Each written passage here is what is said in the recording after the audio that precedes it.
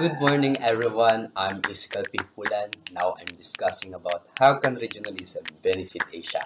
Bago tayo magsimula, ipapakita ko sa inyo ngayong araw ang patungkol sa mga benepisyo ng regionalism sa Asia.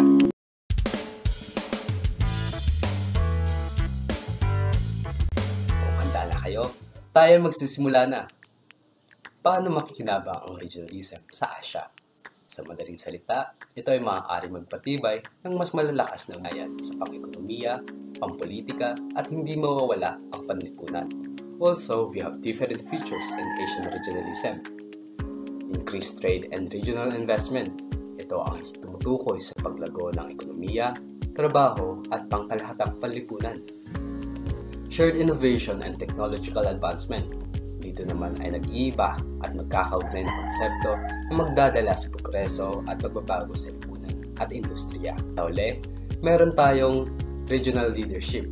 Sa madaling salita, ito ay tumutukoy sa konsepto kung saan ang isang partikular na bansa ay nagsasagawa ng isang paggabay o pagkontrol ng tungkulin sa loob ng isang partikular na lugar.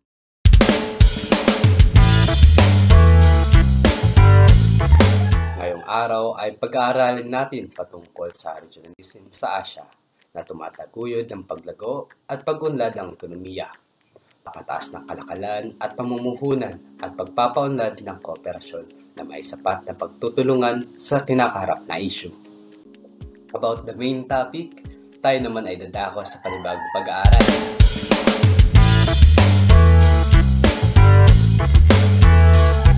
The trade dispute between the US and China had a particular negative economic impact on Asia. Asian regionalism is a strategic solution to the problem. It talks about how the trade war started and how the world markets, especially those in Asia, reacted negatively right once. The group still promotes Asian regionalism as a means of achieving long-term development, improving financial stability, and promoting cooperation.